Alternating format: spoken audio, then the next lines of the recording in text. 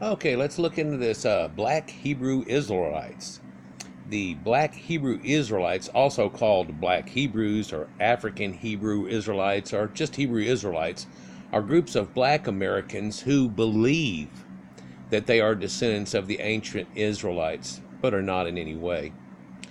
To varying degrees, black Hebrews adhere to the religious beliefs and practices of both Christianity and Judaism, both Caucasian religions, with the exception of a small number of individuals who have formally converted to Judaism, a Caucasian religion.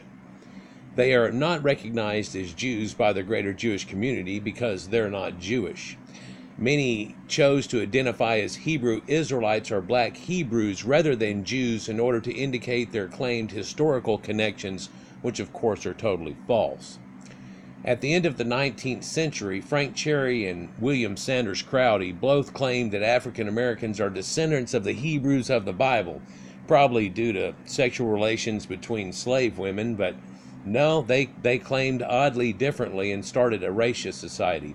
Cherry established the Church of the Living God, the pillar ground of the truth for all nations, in 1886, an egregiously long name, of course, and Crowdy funded the Church of God and Saints of Christ in 1896.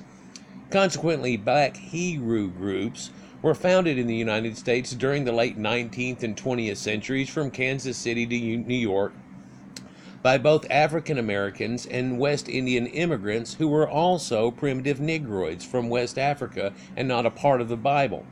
In the mid-1980s, the number of black Hebrews in the United States was between 25,000 and 40,000 people, reportedly. In the 1990s, the Alliance of Black Jews, which is no longer operating, estimated that there were 200,000 African American Jews, so they estimated to lie to 200,000 people. The estimate was based on a 1990 survey conducted of the Jewish Federations. The exact number of black Hebrews within that survey group remains unspecified, but I would say that the number is exactly 0.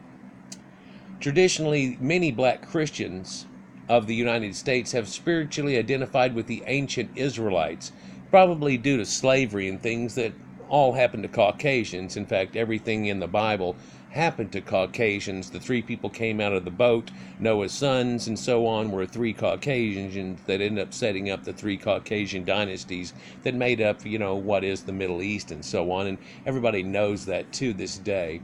But here's something, it's kind of a pitiful thing where they grasp out at unrelated civilizations in some way, and no one's keeping them in check, so it starts to get really out of hand, and then it just keeps going.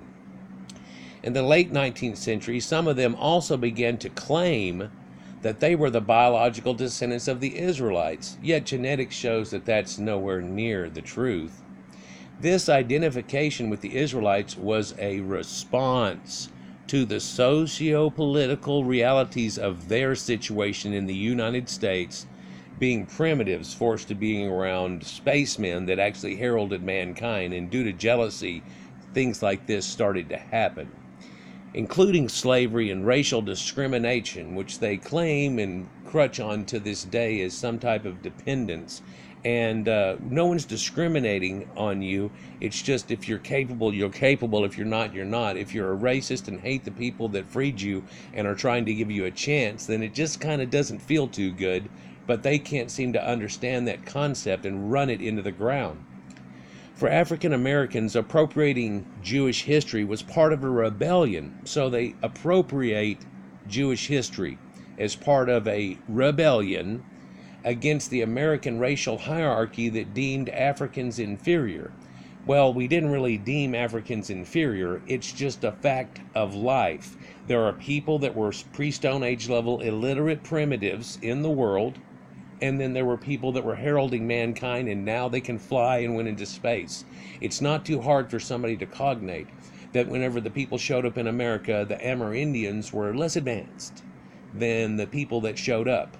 But then again, the slaves of those Jewish slave masters were even less advanced.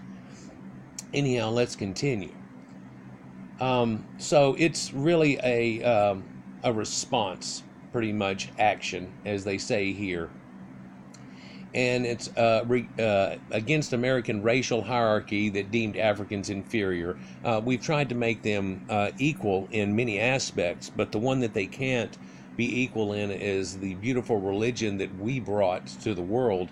And, there's other beautiful religions too. Every group has their own, and they aren't mentioned in the Bibles. Eskimos, Indians, all the Asians and stuff, Japanese, Chinese and things, they have their own. It's just these people, they seem to either deviate into being Muslims, which they used to be. In the Islamic slave trade started 900 years or more before the African slave trade ever started. So there's a lot that deviate that way or deviate this way, but they won't stay with their own thing necessarily.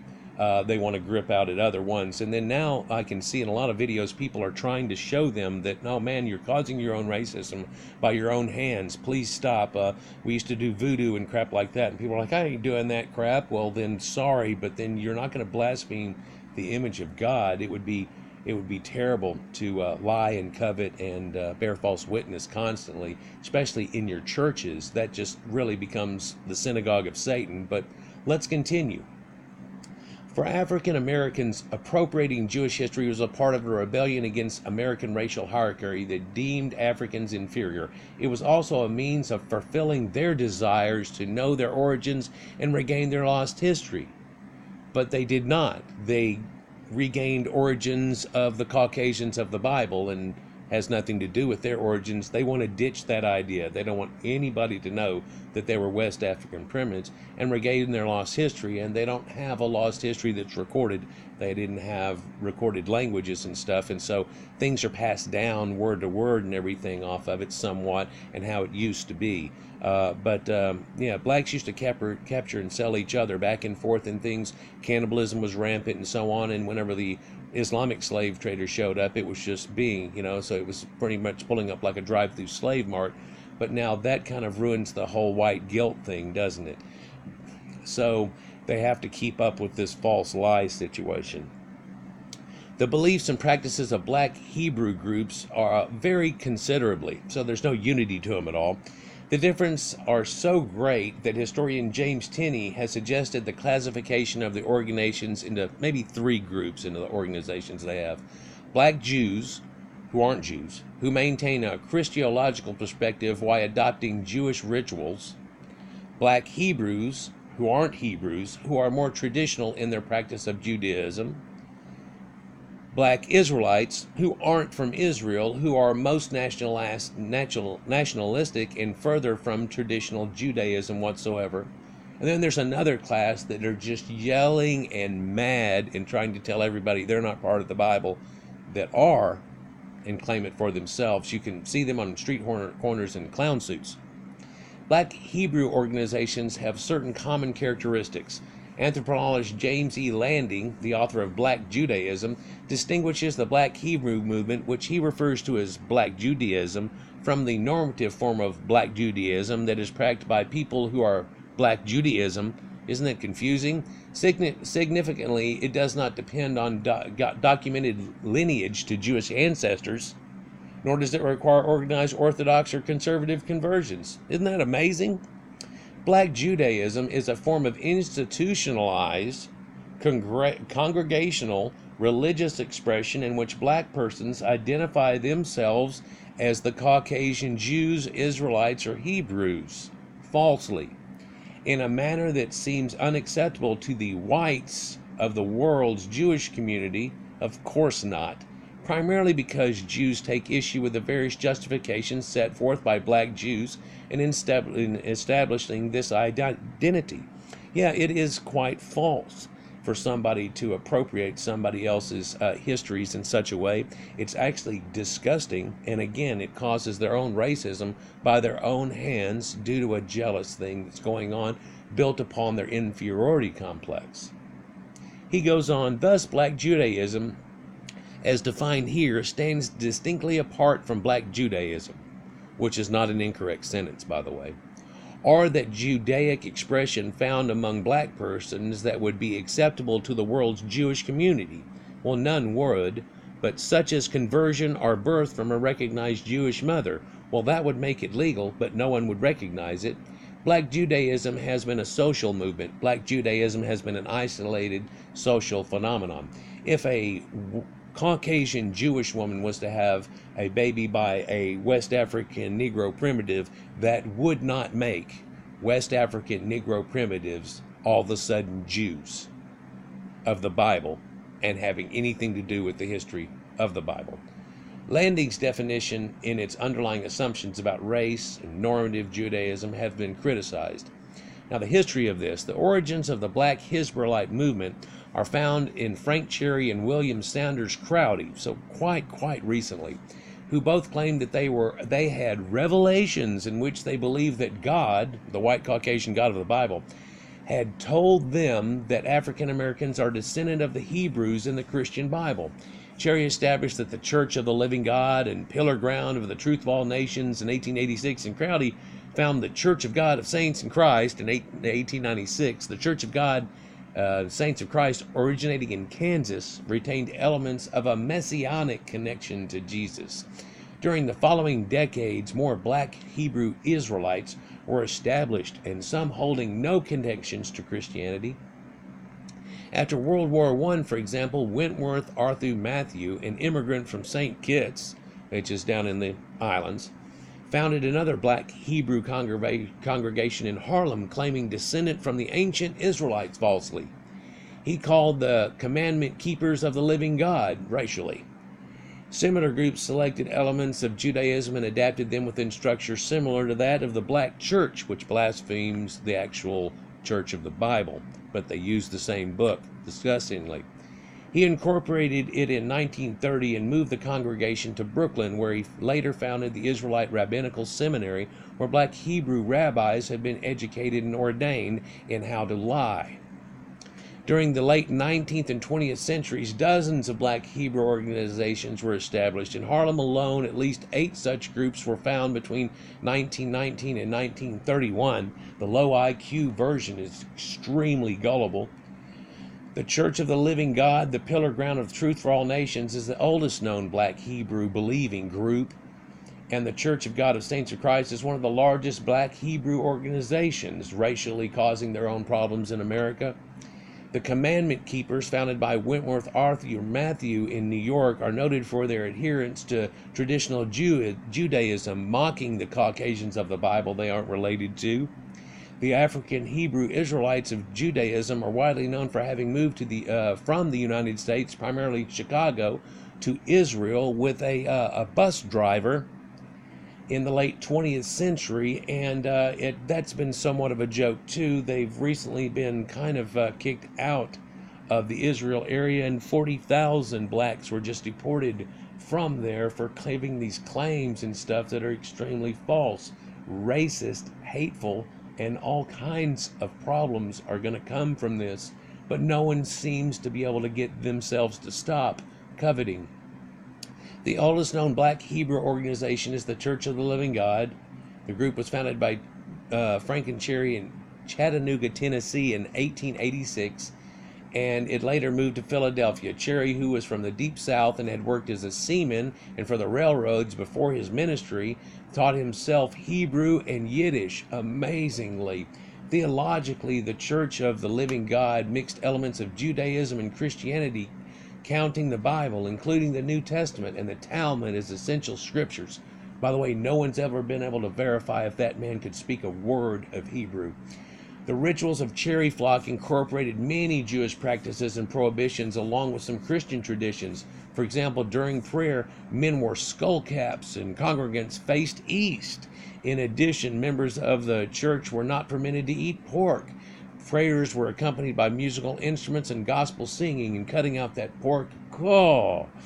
Cherry died in 1963, and when he was about 95 years old, his son Prince Benjamin F. Cherry succeeded him. Members of the church believed that he had left temporarily and would soon reappear in spirit in order to lead the church through his son, which never happened whatsoever. Church of God of Saints of Christ was established in Lawrence, Kansas in 1896 by African-American William Saunders Crowdy. The group established its headquarters in Philadelphia in 1899, and Crowdy later relocated to Washington, D.C.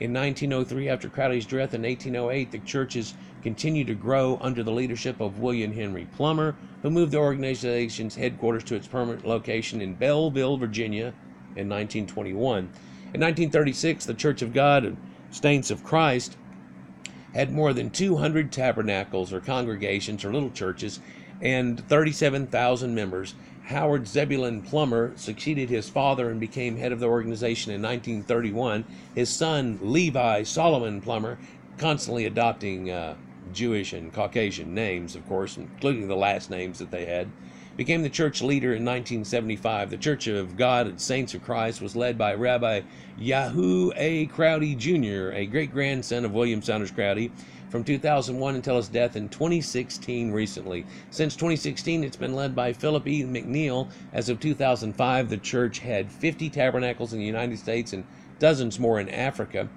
The Church of God of Saints of Christ describes itself as the oldest African-American congregation in the United States that adheres to the tenets of Judaism by mocking the founder of American, William Saunders Crowdy, in Kansas in 1896. It teaches that all Jews were originally black. How disgusting.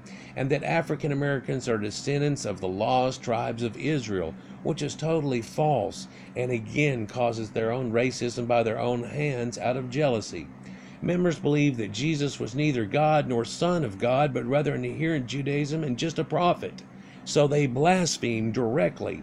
They also consider William Saunders Crowdy, their founder in Kansas, to be a prophet, and he wasn't. The Church of God of Saints of Christ synthesizes rituals from both Judaism and Christianity, these Caucasian religions they had no part in, and they have adopted rites drawn from both the Old and New Testaments. Its Old Testament's observance includes the uses of a Jewish calendar, the celebration of Passover, the circumcision of infant males, the commemoration of the Sabbath on Sunday, and the wearing of yarmulkes. Its New Testament rites include baptism and foot washing, both of which have Old Testament's origins. So they're trying extremely hard to mock this and seeing if they can somehow become holy, but they're not a part of the Bible. Wentworth author Arthur Matthew founded the Commandment Keepers Congregation in Harlem in 1919. Matthew was 100 years ago, Matthew was influenced by the non-black Jews he met, as well as by Marcus Garvey, who told everybody just lie and believe in it and eventually it'll work, and the Universal Negro Improvement Association and African Committees League, which slowly turned into a racist society.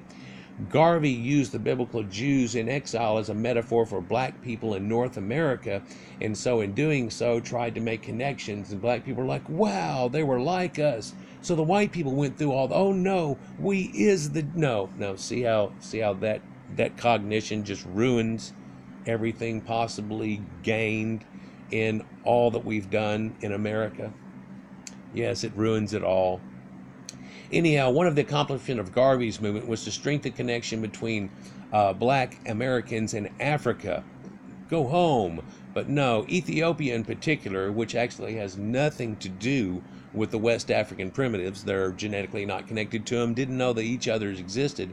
And in Ethiopia, Lalibela, is told by themselves, was made by white, Caucasian angels from the Bible at nighttime, and then later they said they started helping during the day. But people will ignore that situation too, probably. Ethiopia in particular, where Matthew later learned about Beta Israel, Ethiopian Jews as he identified with them. And today the commandment keepers also follow traditional Jewish practices and observe Jewish holidays.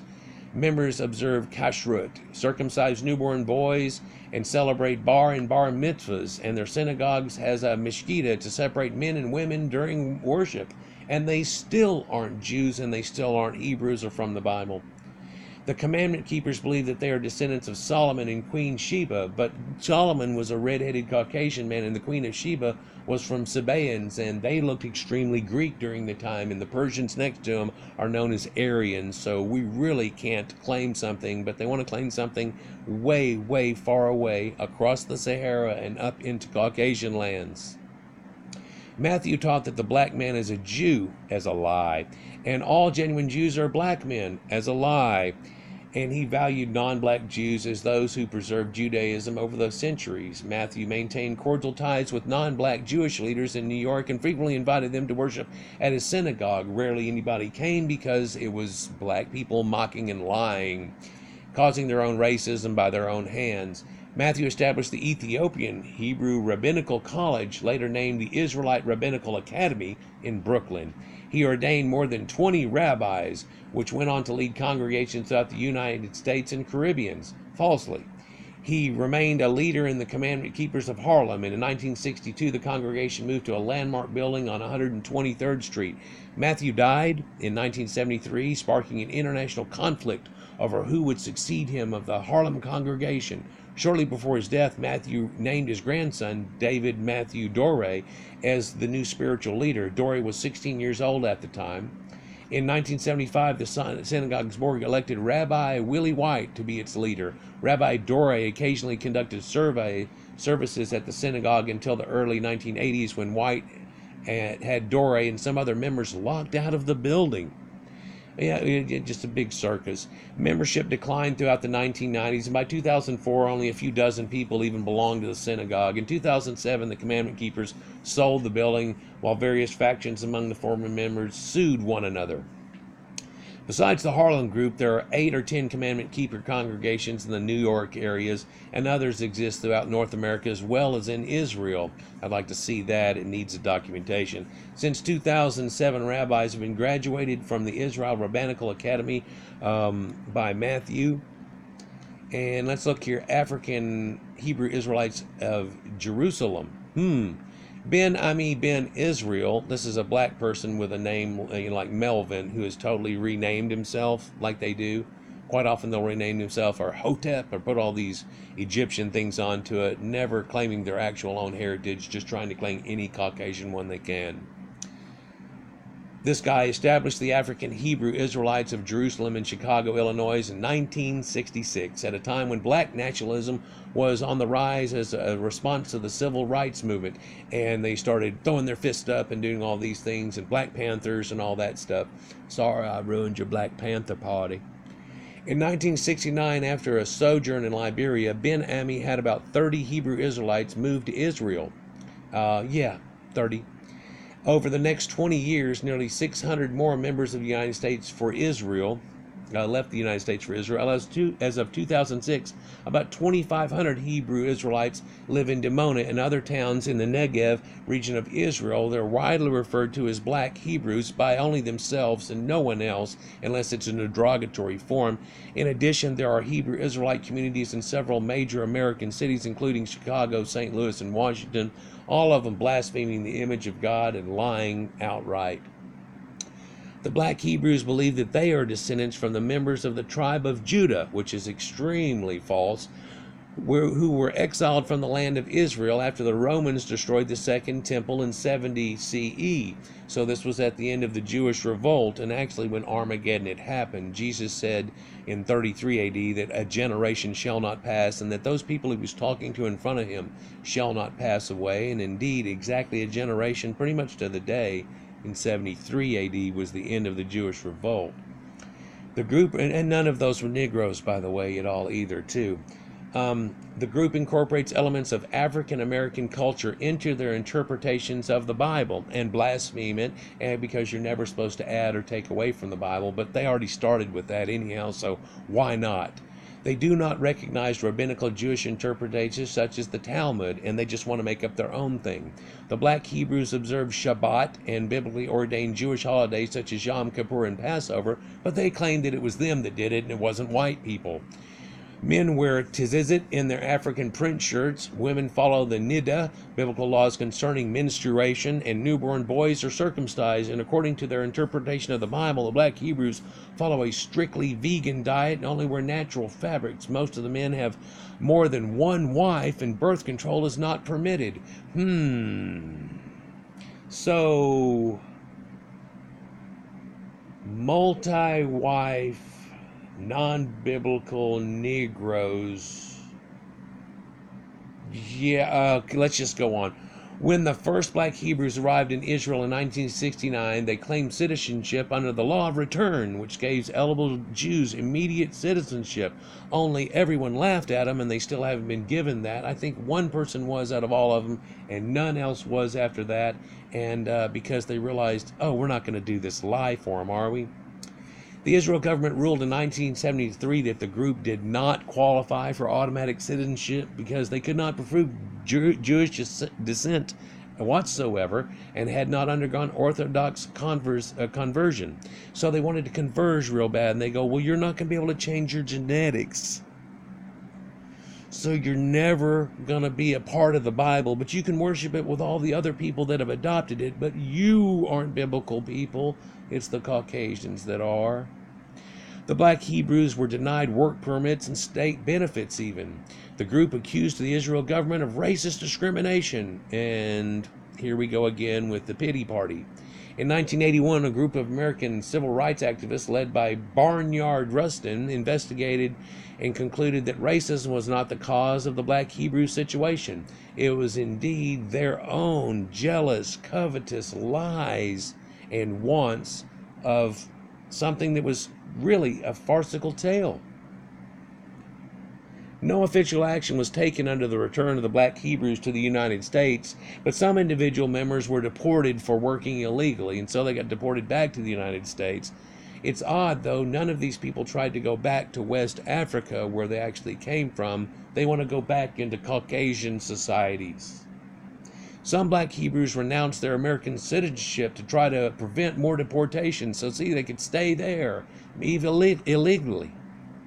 In 1990, Illinois legislators helped negotiate an agreement that resolved the black Hebrews' legal status in Israel. Members of the group are permitted to work and have access housing and social services, but not to be considered Hebrews or Israelites.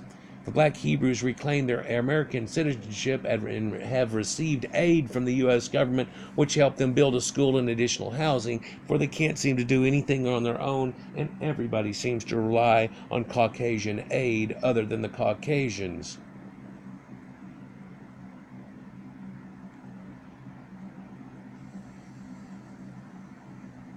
In 2003, the agreement was revised. The black Hebrews were granted permanent residency in Israel, so some are going to be allowed to stay, but only that group supposedly. Now, recently things have changed. In 2009, Eliakim ben Israel became the first black Hebrew to gain Israelite citizenship, but it doesn't make him an Israelite. The Israelite government said that more black Hebrews may be granted citizenship, but it doesn't look like it's going to happen because everybody chimped out and said they were an Israeli now, and they're like, oh, no, we're not going to have this. The black Hebrews of Israel maintain a gospel choir which tours throughout Israel and the United States, and I've heard them and saw a video. They're pretty damn good. The group owns restaurants in several Israeli cities. In 2003, the black Hebrews garnered public attention while singer Whitney Houston visited them in Demonia, and Jon Stewart made an extreme joke out of it and talked about how they had come from bus drivers and so on. In 2006, Eddie Butler, a black Hebrew, was chosen by the Israeli public to represent Israel in a Eurovision Song Contest. Allegations of black supremacy and racism. In 2008, a Southern Poverty Law Center wrote that the extremist fringe of the Hebrew Israelite movement is black supremacists. No, duh.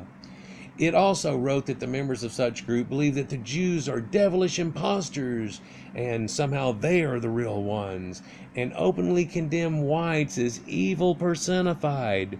Amazingly, if whites did the same thing, blacks would not exist. Deserving only death or slavery for the whites. It's amazing. It's in this whole Deuteronomy thing where they want to equate themselves to Deuteronomy and then who's supposed to go into slavery and all these things that actually already happened to Jews. I've got a video about it that goes step by step through all of it. Again, the tenets of Deuteronomy was they were going to have to go back through Israel. So again, which they never were in, West Africans before. Then we have the idea that they were not going to be bought. And they all were bought quite easily, and then we had it was going to last 400 years, and it didn't last anywhere near 400 years. But we're actually in 2019 right now, and they're claiming some black god's going to show up and do all this amazing stuff. It's going to be quite disgusting when 2020 shows up, and then they just keep going with their pathetic lies. No one's putting them in check, though, and I think it's about high time a lot of this stopped, because it's just extremely disgusting.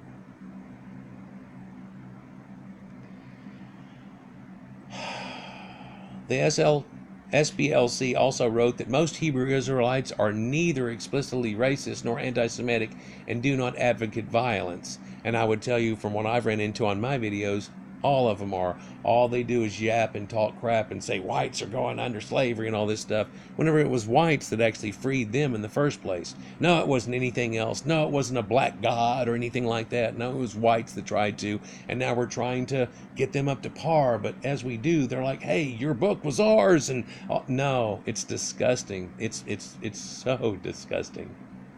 The Black Hebrew groups characterized as black supremacists by the SPLC include the Israelite School of Universal Practical Knowledge, the Nation of Yahweh, the Israelite Church of God in Jesus Christ, and the Anti-Defamation League has written that the 12 tribes of Israel maintain a black Hebrew group promotes black supremacy. These guys show you where the 12 tribes of Israel are all Africans somehow. Some of them have tried to adopt in all South Americans and Spanish, hoping that they'll fight against the whites for them if they can get it all riled up. It's disgusting. What they really want to do is cause a race war, and their little 13% ass is going to have a problem with that. And so they're just going to continue to yap. While they yap, they talk about how the white percentage in America is going down. They don't realize that we're doing that by our own hands because we don't want to cause overpopulation. Blacks don't seem to care. 77% of black households are currently unwed black mothers, and it causes the problem. But they're too playa to actually make a correct civilization and rely on other people to have it around them and then just act like they do. In 1999, FBI Terrorism Risk Assessment reported that the violent, radical fringe members of the Black Hebrew Israelite movement hold beliefs that bear a striking resemblance to the Christian identity theological practices by many white supremacists, only the Bible was white and it was Caucasians, and that they're kind of entitled to do so, and it's amazing that Caucasians have backed off of it and tried to separate it to the whole world. Jesus loves all the little children, all the colors of the world. Yep, and we even mentioned black in that. Yeah, and we did everything we can and hand them the book. After they read the book and wait a couple of generations, all of a sudden they're like, this was our book, and it's like, no, oh my God, no, seriously? Come on, everybody else got the book and they didn't chimp out like this.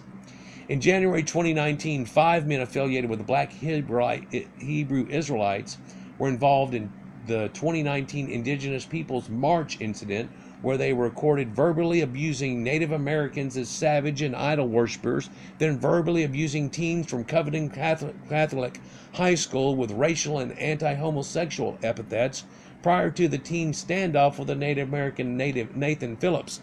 This got national interest because it looked like the kids came up and got in that guy's face, and that's what all these fake news places put out to be. But then to come to find out they were just having a peaceful thing, Black Hebrew Israelites showed up and caused all of this problem, calling Indian savages whenever they themselves were savages, primitive, just dung hut dwelling, illiterate people just a few short generations ago. But they have to distance themselves so bad that they try to yell things at other people. In my videos, they try to call me a Neanderthal from 40,000 years ago that Caucasians have 1 to 4% of. It's gotten to be just a hilarious joke because the only reason they know about Neanderthals is Caucasian scientists. So it's just this enveloping stupidity that just keeps rolling out, and it become quite a joke.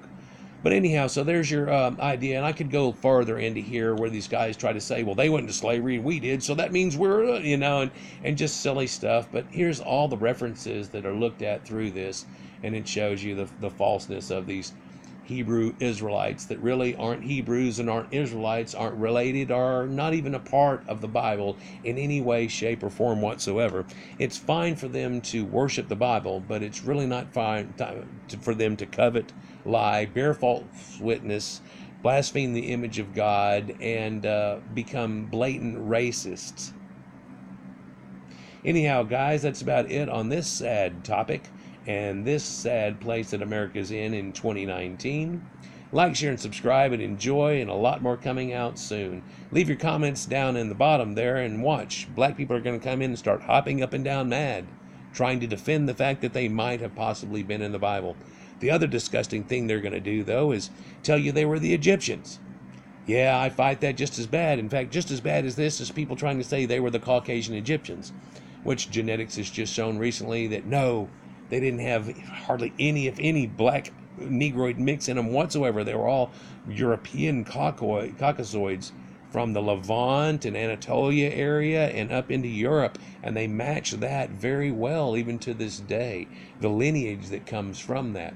And so they have nothing to do with it. The blacks that were in the area were the Nubians. They were considered vile, wretched troglodytes and not even allowed into Egypt. There's a lot of steles that'll profess just such a thing. And it's disgusting how people nowadays try to claim things like that, the cultural appropriation, anything they can do to be, and I mean anything but West African primitives that they can try to claim. I've seen Shakespeare, the Vikings, Greeks, all kinds of stuff. They still actually think that the islanders that have darker skin somehow are Negroids. They still think Aborigine Australians are directly related too. It's gotten kind of disgusting whenever even just the Khoisan aren't related to them. Nubians aren't related to them. You can take a DNA test and it'll tell you exactly where you come from. And none of it's from the Bible. Anyhow, like, share, and subscribe, guys. Enjoy. And peace.